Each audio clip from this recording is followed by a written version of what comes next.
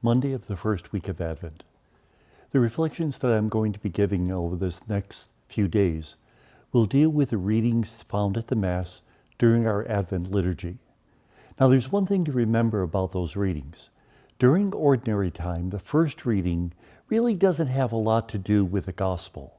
The first reading is taken from a book that is just read continuously until we reach the end, whereas the Gospel is taken from one of the Gospels, primarily the Gospel we're using this year, which will be Luke. That is not true during Advent, Christmas season, Lent, and Easter season.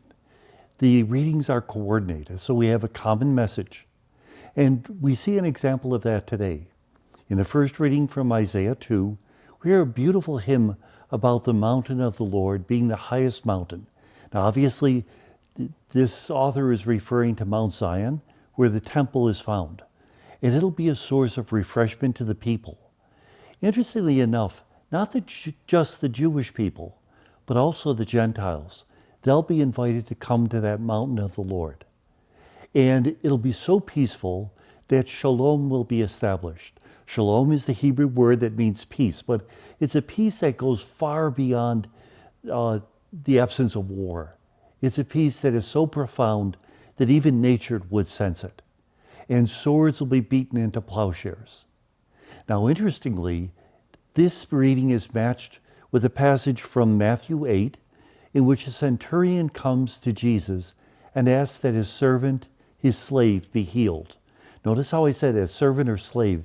It's the same word in Greek, so we really don't know if it's a slave or not. Most probably it is. Centurion is a Roman representative. Therefore, he is somebody who represents the pagan peoples who were not part of the Old Covenant. But yet he comes to Jesus, just as we heard in the first reading, that the Gentiles would come to the holy mountain. And he comes to Jesus because he wants to ask him for a favor.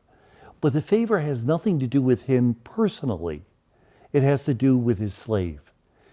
This centurion is showing an incredible compassion for a person that in the Roman Empire would be considered a piece of property. He treats him with respect, with compassion. And that's the way that we see that this is not simply an economic transaction, but this centurion's heart has been changed. And he invites Jesus to heal the centurion, to heal his slave. And the centurion even says, you don't have to come to my house, which is another act of generosity. Because if Jesus enters the centurion's house, he'll become unclean. The centurion realizes that. He says, simply say an order, and the man will be healed. In fact, Jesus does that, and he also praises the centurion for the great faith that he has expressed, greater than many of the people of Israel. Now, this comes from the Gospel of Matthew, which is a very Jewish gospel. And yet, even in this gospel, we see somebody who has heard the message of Jesus and embraced it fully. So what can we do, in this Advent to convert ourselves to live in that spirit? Well, the one thing we can do is follow the example of the centurion, to look at our hearts and ask ourselves honestly, what needs to be changed during this Advent?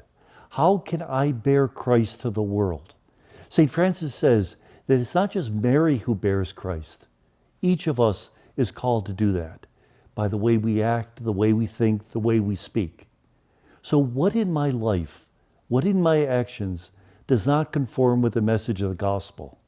And I would recommend that you work not on everything, because the tendency is we try to work on everything and nothing gets done. Work on one or two areas of our own life that need attention, so that when Christ is born in the crib on December 24th, 25th, he'll also be born in our hearts.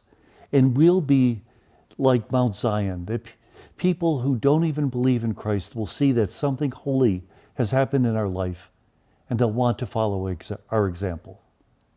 And may God give you a blessed Advent.